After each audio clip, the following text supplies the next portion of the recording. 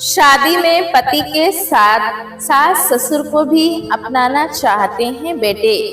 तुमने चाहे जिंदगी में कितनी भी गलतियां की हो, पर इस लक्ष्मीनिया बहू से शादी करके तुमने हमें इतना खुश कर दिया है कि हम तुम्हारी सारी गलती को भूल गए। कहते हुए बाबूजी ने उसके सिर पर हाथ फेरा तो सिर उठाते हुए अरुण की निगाहें सामने खड़ी वसुधा की नजरों से टकराई तो अरुण के दिल की धड़कनें तेज हो गई।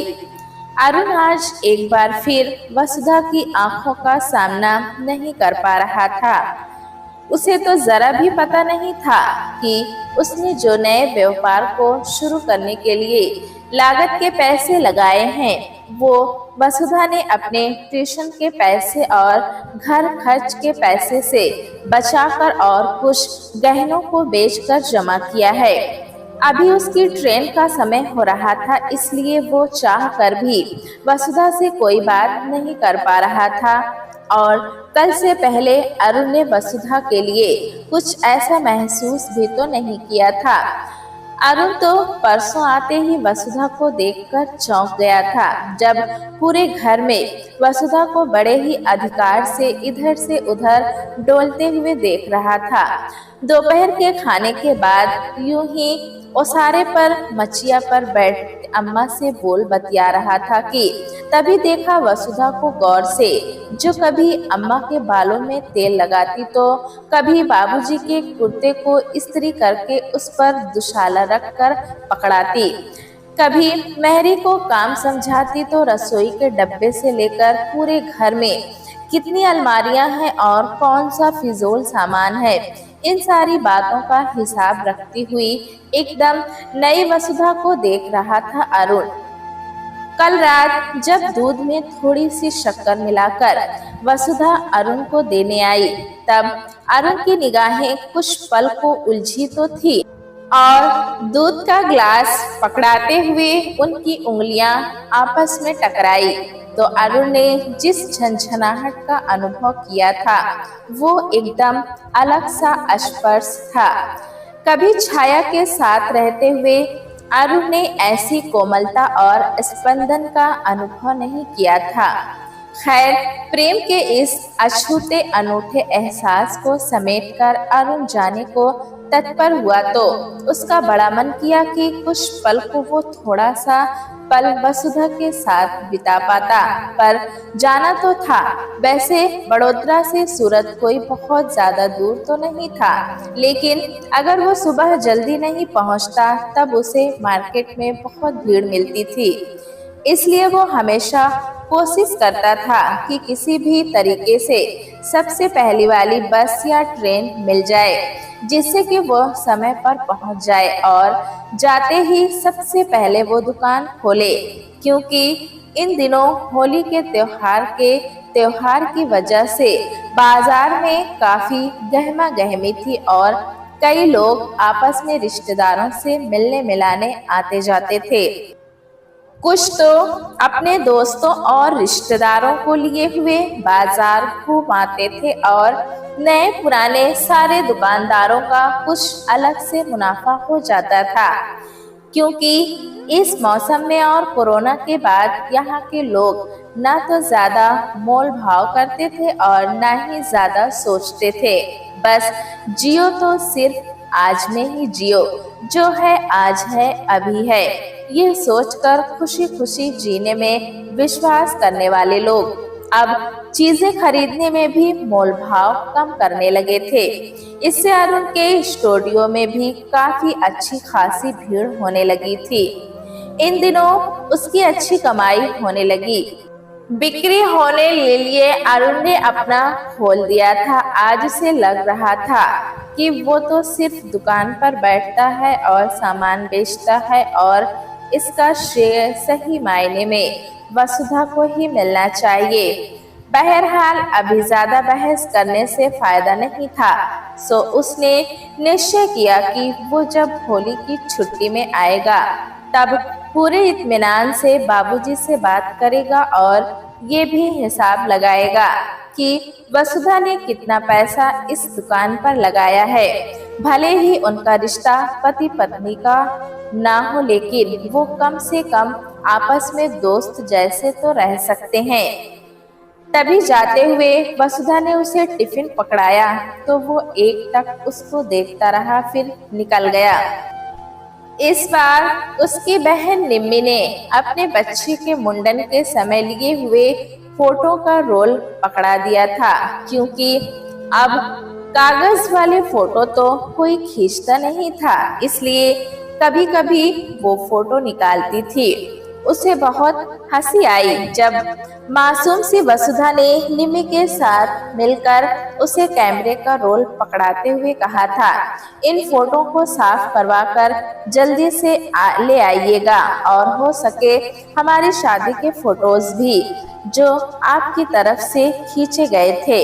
मुझे उन फोटोज को कागज वाले फोटो के रूप में देखना था।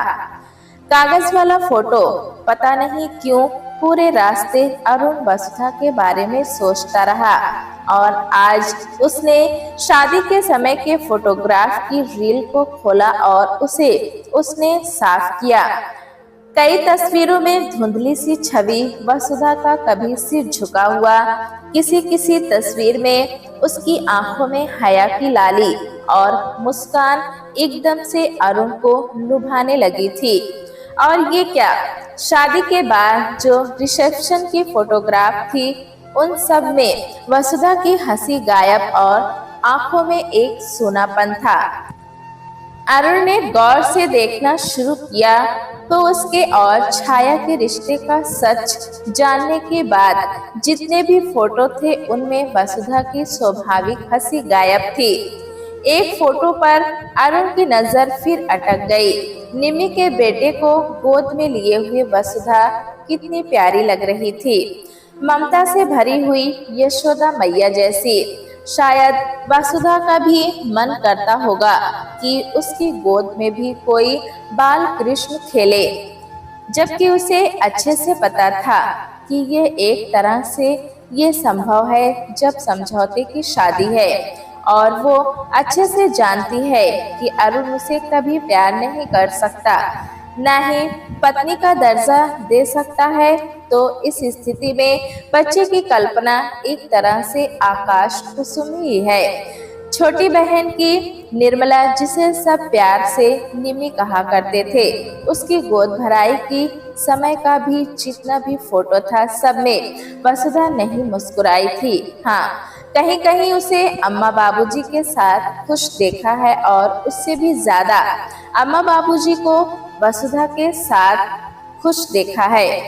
अरुण सोच रहा था कि शादी की रात उसने जब बता दिया था कि वो छाया को प्यार करता है और छाया की जगह किसी को भी नहीं दे सकता, शायद उस कड़वे सच ने ही वसुधा की मुस्कुराहट खत्म कर दी थी, चुरा ली थी उस अरमान से भरे आंखों की चमक। और उसके बाद किसी तस्वीर में उसे वसुधा मुस्कुराते हुए नहीं दिखी।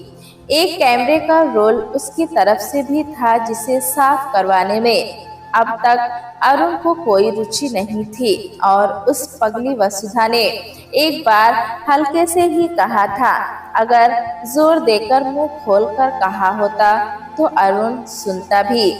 एक दिन अपने मायके से बनकर आए हुए शादी के एल्बम को देखते हुए वसुधा ने पूछा था कि हम लड़की वालों का तो एल्बम बना था, पर क्या आप लोगों ने शादी की कोई एल्बम नहीं बनाई, या आपकी तरफ से किसी ने फोटो नहीं खींचा था?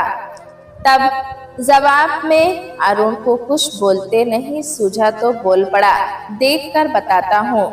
सूरत के प्राइम मार्केट में अरुण का स्टूडियो था, और ये सवाल शायद वसुधा के मन में आया भी होगा कि अपना स्टूडियो होते हुए खुद के शादी के फोटो कैसे धुलवाने से रह गए। पर उसने पलटकर कुछ नहीं पूछा, तो एक तरह से अरुण को तसल्ली हुई। वैसे तो शादी की पहली रात अरुण के कटु सत्य ने उसके मन में तस्वीरों को साफ करवाने और उनको देखने का उत्साह और उत्सुकता दोनों ही खत्म कर दी होगी, पर उस दिन वसुधा के चेहरे पर एक नई दुल्हन की उत्सुकता साफ झलक रही थी, जिसे अब अरुण समझ रहा था। पूरे रास्ते अरुण आज वसुधा के बारे में ही सोच रहा था। इस बार अरुण पूरे 1 महीने के बाद बड़ोदरा गया था और अपनी नौड़ा पत्नी को उसने एक जिम्मेदार बहू और उससे भी ज्यादा एक जिम्मेदार बेटी के रूप में देखा था, जो अपने वृद्ध सास ससुर की सेवा करने के साथ साथ पूरे घर को अपनाकर चल रही थी। वो शाम को ट्यूशन पढ़ाती थी और कभी कभी अपनी ननद के आने पर भी खुशियों से उनका स्वागत करती। उनके बच्चों को प्यार करते हुए उसने वसुधा के चेहरे पर मातृत्व का भी बड़ा अनोखा संगम देखा था। धुंधली तस्वीर साफ होती जा रही थी, साथ ही और उनके मन में वसुधा की छवि और भी प्रखर होती जा रही थी। छाया की तस्वीर की छाया भी अब लुप्त होती जा रही थी। पाणिग्रहण और कन्यादान की तस्वीरों में वो जूम कर करके बार बार वसुधा का चेहरा देखता था, जिन आंखों में कितनी चंचलता है और कितने सपने, और उन सपनों को बिल्कुल बेरंग करने वाला, हताहत करने वाला अरुण आज उसे अपने आप पर बहुत नाराजगी थी और एक तरह से अपनी जल्दबाजी पर गुस्सा भी था। कुछ रुककर वसुधा को बताता, ना तो ना बताता, कम से कम उसकी हंसी और आंखों की चमक तो नहीं खोती। अभी जो अरुण के अंदर हो रहा था, क्या अरुण उसे देख पा रहा था? और जो उसके दिल में वसुधा धीरे धीरे बसती जा रही थी, क्या वो समझ पा रहा था? अरुण की आंखें वसुधा की तस्वीर से हट नहीं पा रही थी। कैसा दिव्य रूप था वसुधा का, कटीली आंखों में कैसा प्रबल आकर्षण कि अरुण एक मोह में फंसता जा रहा था। अभी अरुण वसुधा की उस धुंधली तस्वीर को और भी करीब लाकर चूमने ही वाला था कि तभी उसके सहायक ग्रीश ने आकर बताया कि बाहर कुछ स्टूडेंट्स आए हुए हैं। शायद किसी सरकारी प्रवेश परीक्षा के आवेदन हेतु लिए कुछ स्टूडेंट्स आए हुए थे, जिनको स्टाम्प साइज का फोटो बनवाना था। लिहाजा अरुण ने उस काम को वहीं रोक करके अपने काम पर ध्यान देने चला गया, लेकिन उसके हाथों ने एक बेईमानी कर दी। उन तस्वीरों में से एक तस्वीर उसने छुपाकर अपनी पॉकेट में रख लिया। इसमें वसुधा ने बड़े ही प्यार से उसकी तरफ देखा था। अलबत्ता अरुण ने ये गौर नहीं किया कि न उन तस्वीरों में वसुधा उसे बहुत प्यार से देख रही थी। ऐसी नजरों से उसने वसुधा को चोरी चोरी देखते हुए बहुत बार पकड़ा था, लेकिन आज वो समझ नहीं पा रहा था कि उसकी जिंदगी में जब छाया थी तब उसने ऐसा क्यों नहीं महसूस किया था। पर उन दिनों वो खुद को इतना अच्छा नहीं महसूस नहीं कर पा रहा था जैसा कि आज वो वसुधा के लिए फील कर रहा था। जब अरुण की शादी हुई थी, उन दिनों अरुण की आंखों पर तो छाया की पट्टी चढ़ी हुई थी, तभी तो वो वसुधा को भर नजर न देख पाया, न उसके मन को पढ़ पाया था। और आज भी अपने मन के अंदर धीरे धीरे जो उसके लिए प्यार पनप रहा था, वो समझकर भी नहीं समझ रहा था। अरुण समझ पा रहा था वसुधा के मन के भाव।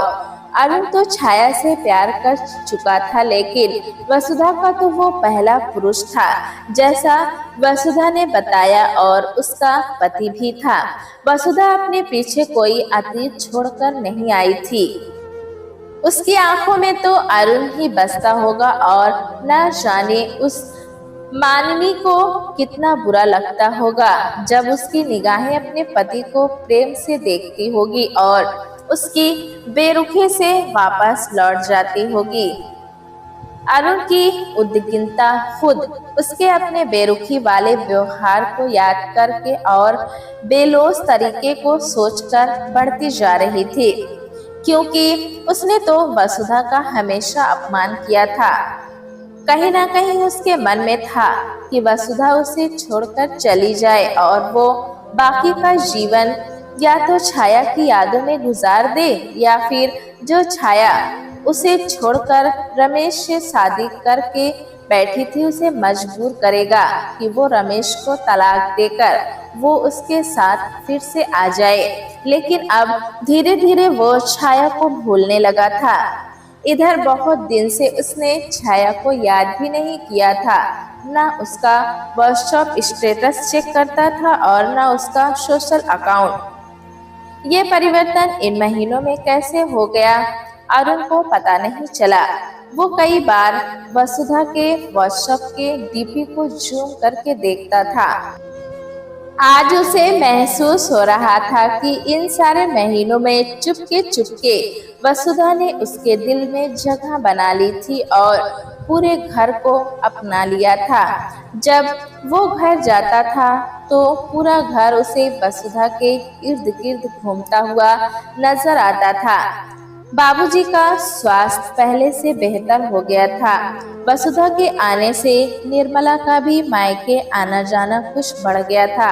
वसुधा अपनी भाभी को बहुत पसंद आई थी। वसुधा के प्यार और लगाव की वजह से उसका 7 साल का बेटा चीनू और 4 साल की बेटी मिक्की भी अपना एक दिन स्कूल तक मिस करने को तैयार हो जाते थे।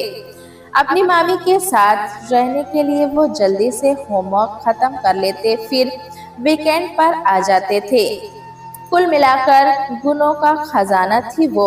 बहुत मॉडर्न नहीं थी, ना तो गाउन पहनती थी और ना ही वो छोटे स्कर्ट पहनती थी।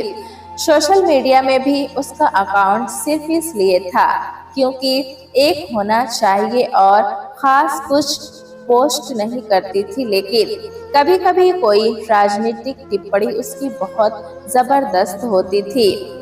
इसके अलावा समाचार पत्र पढ़कर वो बाबूजी को रोजाना सुनाया करती थी। अभी ऑपरेशन के बाद बाबूजी थोड़ा अखबार पढ़ने में परहेज करते थे और सो वसुधा उन्हें अखबार पढ़कर भी सुनाती थी। पिछले 3 दिनों से जिस वसुधा को अरुण देख रहा था वो तो बिल्कुल अलग ही थी।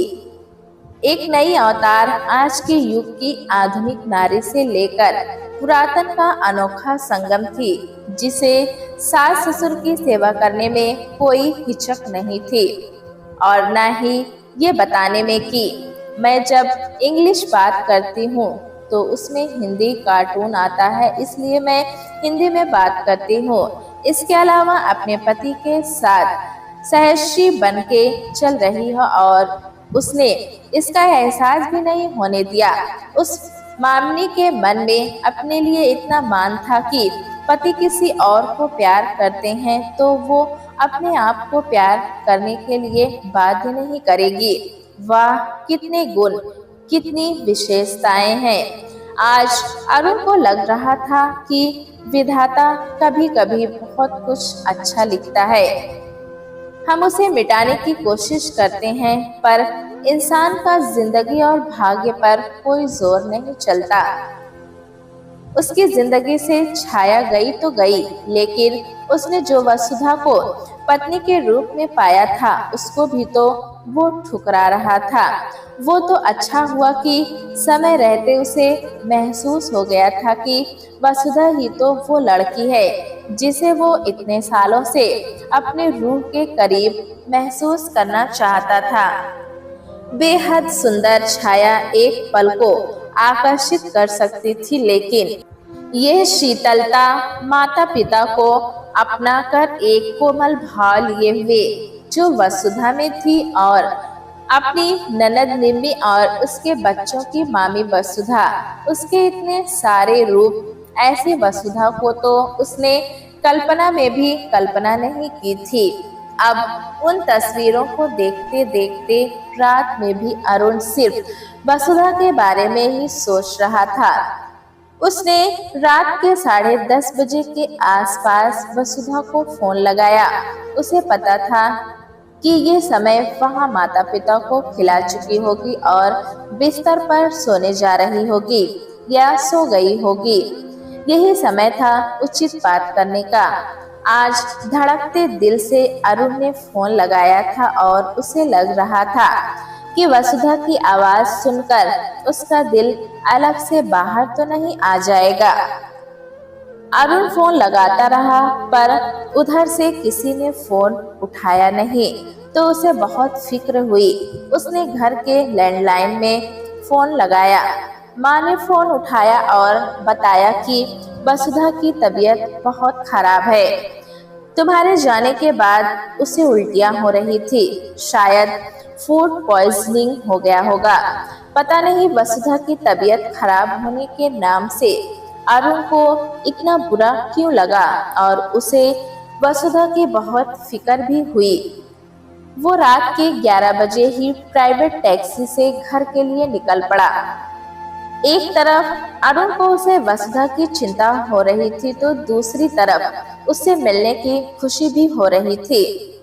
उसे एक मौका मिल गया था कि इसी बहाने वो घर जा सकता है। अंदर ही अंदर वो बहुत खुश हो गया और बाबूजी को कहा, मैं जल्दी ही घर आता हूँ, तब तो वसुधा की तबीयत संभल जाएगी। बाबूजी ने उसे कहा भी था कि तुम अपना काम देखो, हम सब यहाँ हैं, बहू की देखभाल कर लेंगे। लेकिन अरुण को तो शनिवार तक का इंतजार इस बार बहुत लंबा लग रहा था, इसलिए वो चल पड़ा था। आज कितनी बेताबी थी अरुण के मन में वसुधा को एक नजर देखने की। बस उसकी छवि आंखों में बसाए किसी तरह घर पहुंचने का इंतजार कर रहा था वो। और अगले कुछ घंटों में अरुण घर पर पहुंच गया था। अभी वसुधा आराम कर रही थी। सुबह जब अरुण उठा तब तक वसुधा सुबह सोकर नहीं उठी थी। रात में उल्टियां करने के बाद उसका क्लांत चेहरा कुम्हला सा गया था। बाबूजी ने हाथ के इशारे से उसे चुप रहने का और अम्मा ने धीरे से कहा, देखो तो भला, इतना छोटा सा मुंह हो गया है मेरी बहुरिया का। दुबली पतली सी दिन भर काम में यहाँ से वहाँ दौड़ती रहती थी। अब उल्टी करके जो भी खाया पिया था सब निकल गया। देखो न कैसी मुंह सुखाकर सो रही है। मैं कहती हूँ जी, जरूर इसे किसी की नजर लग गई है। पड़ोस की पंडिताइन हमेशा कहती रहती हैं कि कितनी भाग्यशाली हो जो बहू के रूप में एक और बेटी मिल गई है। बाबूजी भी अम्मा की हाँ में हाँ मिलाकर वसुधा के सिर पर प्यार से हाथ फेर रहे थे और अम्मा अपनी बिहुनी की ममता में ओत-प्रोत अपने कोख जाए की उपस्थिति भी कुछ पल को भूल गई थी। अरुण भाव विभोर होकर अम्मा बाबूजी को अपनी बहू से लाड लड़ाते हुए देख रहा था। धड़कते दिल से अरुण अपने कमरे में गया, तब उसका दिल बहुत तेजी से धड़क रहा था। अपने दिल की ऐसी तेज धड़कन अरुण ने इसके पहले कभी नहीं महसूस की थी। उसे ऐसा लग रहा था कि वो पहली बार अपनी पसंद की लड़की के साथ प्रणय निवेदन करने जा रहा है, उसे प्रपोज करने जा रहा है। थोड़ी देर में सोती हुई वसुधा ने करवट बदली तो अरुण ने देखा वो कितनी मासूम लग रही थी। उसने सामने अरुण को देखा, फिर उसे यकीन नहीं आया तो उसने मिचमिचाती आंखों से अरुण को दोबारा ऐसे देखा जैसे कि उसे यकीन नहीं आ रहा हो कि सामने अरुण ही है या नहीं है। अरुण ने कहा, ऐसे क्या देख रही हो? वसुधा ने कहा, मुझे लगा कि पता नहीं आप हो या नहीं, कहीं मैं सपना तो नहीं देख रही। उसकी इस बात से अरुण अंदर ही अंदर बहुत खुश हो गया। इसका मतलब वो अकेले में उसकी कल्पना करती है, तभी तो उसे लग रहा था वो है कि नहीं। आज अरुण को लग रहा था कि यही वो दिन है जिस दिन उसे अपनी प्रेयसी को, अपनी प्रेमिका को प्रणय निवेदन करना है और इस मासूम सी लड़की को बताना है कि अब उसके मन से छाया निकल चुकी है और अब सिर्फ मैं और तुम जीवन के सफर में साथ चलने को तैयार हैं। वो जो धुंधली सी तस्वीर थी दुल्हन वाली, आज बिल्कुल परिष्कृत होकर, साफ होकर अरुण के हाथ में थी और वो वसुधा को दिखाते हुए कह रहा था, देखो तुम दुल्हन के लिबास में कितनी सुंदर लग रही हो और तुम्हारे चेहरे पर इतना प्यारा भाव है। मैं तुमसे एक बात कहना चाहता हूँ, अगर तुम्हारी तबीयत ठीक हो जाए तो क्या तुम एक बार फिर से मुझे दुल्हन बनकर दिखा सकती हो? सुनकर वसुधा के गाल शर्म से लाल हो रहे थे। उसे समझ नहीं आ रहा था कि क्या कह रहा है अरुण। उसे हुआ क्या है? दिन भर अरुण कभी फल काट कर खिलाता, कभी नींबू पानी पिलाता। शाम तक वसुधा की तबीयत बहुत ठीक हो गई थी तो अम्मा बाबूजी ने दोनों को थोड़ी देर के लिए शाम में नीचे आने को कहा। पार्क में अरुण ने वसुधा से कहा, मुझे तुम्हारी बहुत चिंता हो रही थी। ऐसा तो नहीं लगता कोई और काम है और कोई काम ही देखने आया हूँ। मुझे तुम्हारी बहुत चिंता हो रही थी। बोलते हुए अरुण ने उसका हाथ पकड़ लिया था। आज वसुधा को स्पर्श करते हुए उसे महसूस हो रहा था जब एक व्यक्तित्व को पूरी तरह जो हम अपना लेते हैं उसे कमी और बेबसी के साथ स्वीकार कर लेते हैं, तब उसका स्पर्श इतना ही प्रिय लगता है और तब वो इंसान हमें जान से प्यारा लगता है। अरुण वसुधा की आंखों में अपने लिए प्यार कई बार पढ़ चुका था, लेकिन आज उसके मन की सबसे बड़ी ख्वाहिश थी कि आज वसुधा उसकी आंखों में अपने लिए प्यार पढ़ ले। हम स्त्रियों को बनाने वाले ब्रह्म जी ने हमें एक अद्भुत शक्ति दी है कि हम तुरंत पहचान लेते हैं कि सामने वाला हमें प्यार करता है कि नहीं, या सामने वाले की आंखों में हमारे लिए कैसे भाव हैं। वसुधा को भी आज अरुण में अपना प्रेमी दिख रहा था। उसके हाथ के स्पर्श को महसूस कर रही थी वसुधा। पार्क में टहलते हुए अरुण ने अभी तक वसुधा का हाथ नहीं छोड़ा था और न ही वसुधा ने अपना हाथ छुड़ाया था। ये उन दोनों के एक नए सफर की शुरुआत थी। एक पति पत्नी जो अब एक दूसरे को समझकर, अपनाकर प्रेम करने लगे थे। उनका जीवन आगे कितना सुखमय और खुशनुमा होने वाला था, ये आज की सुंदर सी चांदनी रात बताने वाली थी। क्योंकि जब प्रणय इतना खुश मिजाज हो और माहौल इतना खुशनुमा हो तो रात के मधुमास का अंदाजा आराम से लगाया जा सकता है। प्यार से वसुधा के चेहरे पर आ गई लट को संवारते हुए अरुण ने कहा, जब मैंने तुम्हें कहा था कि मैं किसी और को प्यार करता हूँ तब तुम्हें कितना बुरा लगा होगा ना। प्लीज मुझे माफ कर दो। प्रत्युत्तर में वसुधा ने कुछ कहा नहीं, बस बड़ी बड़ी आंखों से अरुण को देखा और अपनी नजरें झुका ली। अरुण उन निगाहों का कायल हो गया। आखिर कहाँ से सीखी इस भोली भाली लड़की ने ऐसी कातिल अदाएं। पर अभी भी एक झिझक थी अरुण के मन में, एक पश्चाताप सा। उसने पुनः वसुधा के हाथ थामकर कहा, मैं तुम्हारे साथ इतना रूढ़ था और तुम्हें अपनाने से भी इनकार कर रहा था, फिर भी तुमने एक तरफा ये रिश्ता निभाया, मेरे घर मेरे माता पिता को अपनाया। कैसे कर लेती हो इतना कुछ वसु? विलक्षण हो सच्ची। अब के वसुधा चुप नहीं रही बल्कि निगाहें उठाकर दृढ़ स्वर में बोली, कैसे नहीं अपनाती? मेरी शादी सिर्फ आपसे थोड़ी ना हुई है। मैंने इस शादी को मन से स्वीकार किया है अरुण जी, और मेरे लिए आप हमेशा मेरे पति रहेंगे और मेरी जिंदगी में आए प्रथम पुरुष भी। अरुण मुग्ध भाव से वसुधा की बातें सुन रहा था। तभी उसे मजाक सूझा और वसुधा की कही हुई आखिरी पंक्ति पकड़कर बोल उठा, तुमने कहा कि मैं तुम्हारी जिंदगी में आने वाला प्रथम पुरुष हूँ, मतलब मैं आखिरी पुरुष नहीं। इसका मतलब तुम अब भी किसी और से प्यार कर सकती हो। हाँ, बताओ जरा, अरुण की उम्मीद के विपरीत वसुधा इतराकर बोली। हो भी सकता है, यू नेवर नो, बोलकर वसुधा खिलखिलाकर हंस पड़ी।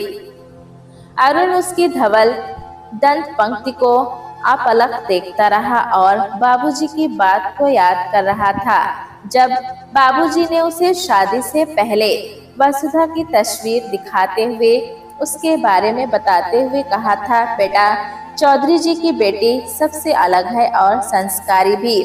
आधुनिकता और पौराणिकता का अनोखा मेल है। तुमने ऐसी लड़की शायद ही देखी हो। अम्मा भी पीछे नहीं रही थी। उन्होंने भी बाबूजी की हाँ में हाँ मिलाते हुए कहा, मेरा मन कहता है कि तेरे लिए ये अच्छी जीवन संगिनी साबित होगी। अब तू उस मॉडर्न तितली छाया माया को छोड़ और इस लक्ष्मी जैसी लड़की से शादी करके अपने जीवन को एक अस्थायित्व दे दे। तब अरुण कितना चिढ़ गया था अम्मा बाबूजी से। उसे सब अपने प्यार के दुश्मन लग रहे थे। तब तो उसने वसुधा का फोटो भी ठीक से नहीं देखा था और आज उसकी नजरें वसुधा के चेहरे पर से हट ही नहीं पा रही थी। सच, प्यार हमेशा पहली नजर में नहीं होता। कभी कभी धीरे धीरे एक दूसरे के गुणों से प्रभावित होकर भी हो जाता है प्यार। और ये बावरा मन जब किसी को उसके गुण अवगुण के साथ अपना लेता है तो बाकी सारी बातें गौण हो जाती है। प्रेम एक एहसास है, बेहद प्यारा एहसास। ये बात आज छत पर बैठकर अरुण और वसुधा रुपहले चांद की चांदनी में महसूस कर रहे थे। सच्चा प्यार कोई तिलस्म नहीं बल्कि जिंदगी की हकीकत से उपजा हुआ भीना भीना एहसास है, जिसे दिन प्रतिदिन अपने प्रेम से सींचा जा सकता है और उसे बढ़ता हुआ फलता फूलता हुआ देखना एक आत्मिक अनुभूति है। आखिर जीवन के सफर में जब साथ चलने वाला कोई मिल जाता है तो मंजिल से ज्यादा तो सफर खुशनुमा लगने लगता है। अगली सुबह वसुधा और अरुण के जीवन में सूरज की रोशनी आज एक नई उजास लेकर आई थी। क्यों ना हो, अरुण को अपने माता पिता के पसंद की लड़की से प्यार जो हो गया था। प्यारे दोस्तों, कहानी कैसी लगी हमें कमेंट में जरूर बताएं। चैनल पे नए हैं तो एक लाइक और सब्सक्राइब करना ना भूलें।